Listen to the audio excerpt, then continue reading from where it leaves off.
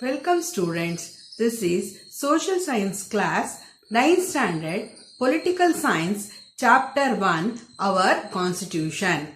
So in our previous video we had discussed about the meaning of Constitution, the Constituent Assembly of the Constitution. Second point we have discussed the Constitution Drafting Committee and Framing of Constitution. Third point we have discussed about Preamble to the Constitution. Fourth one, in the last video we have discussed the salient features of the Constitution.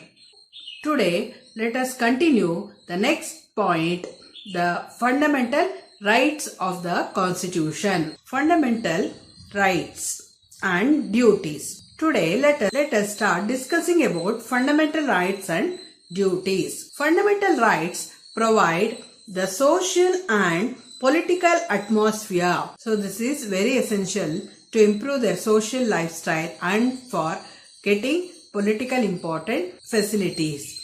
So with the development of personality of a citizen, fundamental right is very essential. And this fundamental right are required for a person in order to lead a civilized life in society. So they can stay in one particular place and can enjoy all its important responsibilities, that is civilized lifestyle. That for that purpose fundamental right is very essential. So they are also essential for the success of a democracy, because democracy will function with the support of people's rule. So therefore for success of a democracy fundamental right is needed. There were 7 important fundamental rights mentioned in the third part of our Constitution. However, after the 44th Amendment, the right to property has been abolished. There onwards, there are 6 fundamental rights are there at present. So now let us discuss which are the important 6 fundamental rights mentioned in our Constitution. This is a picture of fundamental rights. The first important right is right to equality, mentioned according to Article 14 to 18. So right to freedom, Article 19th to 22nd, they have mentioned the right to freedom. Third one, right against exploitation, Article 23rd to 24th. Right to freedom of religion, Article 25th to 28th. Cultural and educational rights, Article 29 to 30th. Right to constitutional remedies, 6th one, Article 32nd. So according to this is an important diagram. You have to know about 6 fundamental rights given by our Constitution. Here some of the important points you have to know. First one, in 1895, the National Congress urged the implementation of rights of citizens. Later on, in 1895, Balagangadhar Tilak had also demanded rights for people in his Swaraj Bill. In 1925, Dr. Annie Besant declared in Commonwealth of India Bill that individual freedom, freedom of conscience, freedom of speech, equality before law are very important. So everyone have to get all these facilities according to Annie Besant. The Cabinet Mission of 1946 also supported fundamental rights. So we have taken all these important informations for framing our fundamental rights. Let us start discussing about fundamental rights. First one, right to equality. This right is very essential for the success of democracy. Under this, all citizens are equal socially and economically before the law. So there is no important religious differences, caste differences, male or female. All are given equal chances socially, economically before the law. And all are equal before the law and nobody is above the law. So all should get equal protection of the law and none should be discriminated against on the basis of their caste, religion, gender or place of birth. No citizen should be subjected to any restrictions with regard to access to shops, public restaurants, if you are going for hotels, some places, public entertainments, public places of worship, you can go wherever you wanted.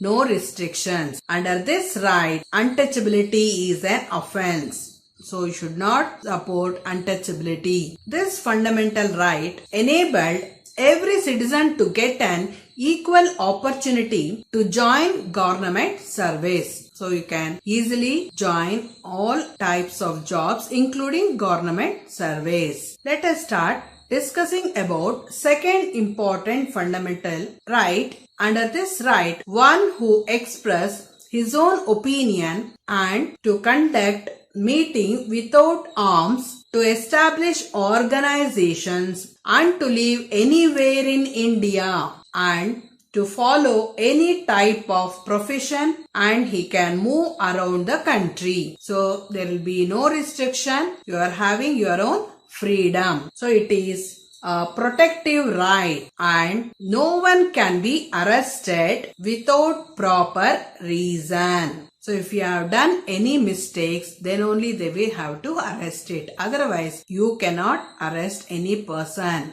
without any mistake, without any reason. No state law can snatch the life and freedom of a citizen. So this type of freedom is given to every citizen. Third important right is right against exploitation. The aim of this right is to prevent exploitation of women, exploitation of children, exploitation of poor and the weak. So in the earlier period, there were so many problems the women, the children, the poor and the weak are facing. So to avoid this particular problem, Right Against Exploitation Act has been introduced. So begging, the Devadasi system, the practice of sati, immoral activities, forced labor have been prohibited. So we should not encourage all these type of systems. Employment of children under 14 years of age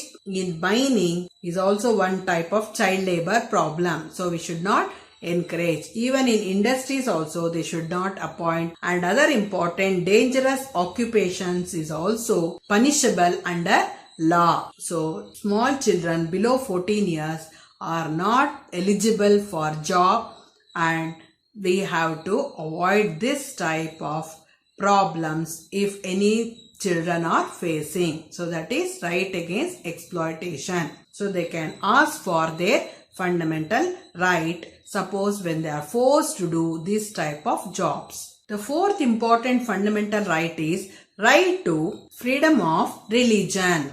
So of course you know that India is a secular country. No religion has been given status of a national religion. So citizens can accept any important religion according to their conscience dictates, and they can practice it and they can propagate it. No one can be forced to pay taxes for the management of religious institutions. Use of religious places for political and other activities have been prohibited in the country. So in this way we are given freedom of religion. Fifth important fundamental right is cultural and educational right. According to it, all citizens of the country have their own language, their own script, their own culture. So they can follow what type of language they require, what type of script like holy books, different cultures they can follow. It is the duty of the state to protect them. So government has to protect it. And this right protects the interest of religious and linguistic minorities. So linguistic means language, minorities means when the number is less. We should not make any differences. We have to protect everyone. No one can be denied admission in a government aided institutions or institutions run by minorities. So any small number of religious group is there, they will not be given any type of rights that should be avoided. So you can join in government office, government schools or government facilities, or you can go to private or aided institutions. No restriction should be made. So this way you can follow any culture and you can get chance to any educational institutions. No differences. Here some of the important point that you have to know. Through the 86th amendment to the Constitution in 2002, education has been made a right under the Article 21A. Under this right, the state should provide compulsory and free education for all children aged between 6 to 14 years. So the government of Karnataka also has brought into practice the Right to Education Act, that is RTE, in 2009. So accordingly, our school children are given free education, the age between 6 to 14 years. So RTE has come 2009 in Karnataka. Next important right is right to constitutional remedies. The Constitution has not only given fundamental rights to the citizens of India, but also guaranteed them under the Article 32. So, they are also given their own important guarantee to follow their own important rights. Whenever the rights are violated, either by a person or state government or central government, in that period of time, that citizens may appeal directly to the Supreme Court for their protection. So this type of freedom is given. Dr. B.R. Ambedkar has called this right the heart and soul of the Constitution. If any individual or the government at the center and state appear to violate a person's right, he has the right to approach the Supreme Court. So this right is given to people. The Supreme Court is empowered to enforce fundamental rights. Hence, it is called the protector of fundamental rights. Even our high courts also have the power to pass the following rights under Article 226. So, not only Supreme Courts are given to solve this type of problems, even state level also, high courts can also pass to follow their own important rights to protect the people. So this type High Court and Supreme Court will involve to solve the constitutional problems, remedies it will going to give. According to Article 226, 5 important points you have to remember. So one is habeas corpus. So what come under habeas corpus means? In this important unit, the order passed by the Supreme Court or the High Court to produce a person within specified time frame is called habeas corpus. So this way it will protect the individual right of a person. So within a specified time they have to produce it and they have to solve his problems. That is called as habeas corpus. Second important constitutional remedy, it is called as mandamus. So under mandamus, when the legislature, executive or any other subordinate institution fail to perform certain duties or works, the Supreme Court or High Courts order them to perform these works. So this order is called as mandamus. So, any type, the legislature or executive or any other subordinate institution, when it failed means in that period of time, our Supreme Court and High Court orders them to perform. That is called as mandamus. But the order cannot be passed against private individual, governor or the president. So that is also certain limitations are there. Third one is prohibition. Under prohibition, when a subordinate court passes a judgment beyond its jurisdiction or the judgment is against the sense of natural justice, in that time the higher court pass order against such judgments. So, when subordinate court, suppose when it is passing any type of judgment beyond its jurisdiction means in that period of time, suppose the judgment is against the sense of natural justice means higher courts can order against such judgment. So the order is called as prohibition. So this can be passed against the lower court by the high court. That is called prohibition. Fourth one is certiorari.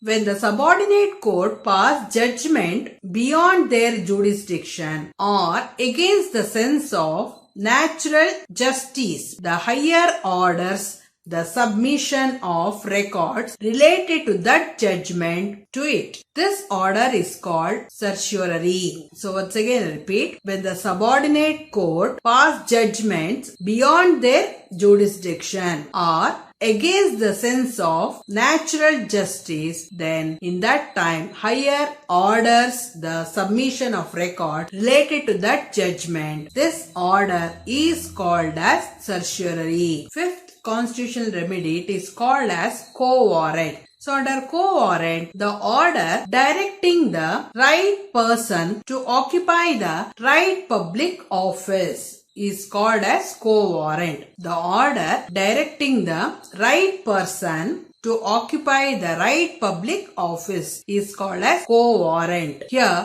the order is passed against persons who hold public offices illegally by higher courts. So any particular period of time when they pass against the person who hold the office illegally by higher courts. So public interest litigations, problems, obligations can be filed. Public interest litigations can be filed in courts in order to protect the social rights denied to citizens and to protect public interest. So it is their duty to solve their problems. Suppose if they are not followed, and it is duty to protect the public interest. So public interest litigations can be filed. Any problems when they face, they have to file for the purpose of protecting legal rights. The rights that are essential to protect the life and to protect environment from being polluted. So when the people face their problems, then it is their duty to solve their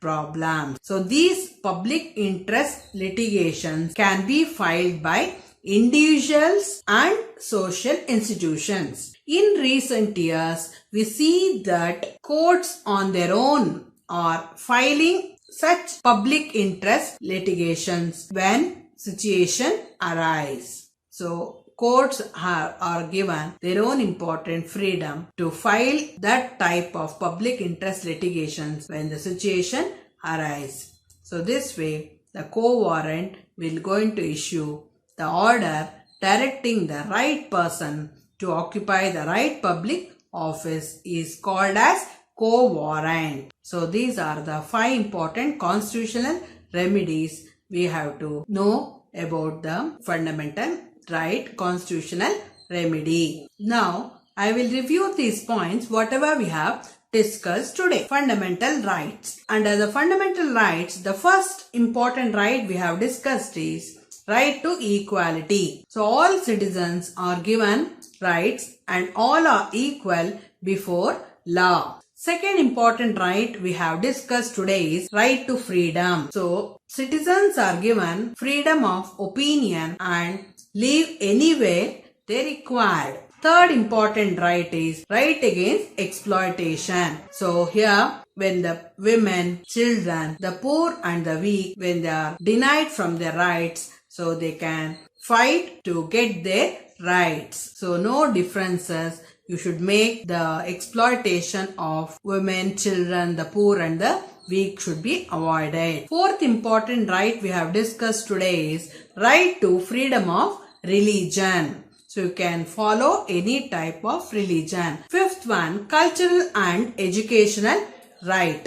According to the RTE Act of 2009, all children from the age of 6 to 14 years have to get equal educational facilities. Then sixth important right we have discussed, right to constitutional remedies. So people can appeal directly to the Supreme Court for their problems. The High Courts have power to pass its own important rights. First one we have discussed habeas corpus, second one mandamus, third one prohibition, fourth one certiorari, fifth one quo warrant.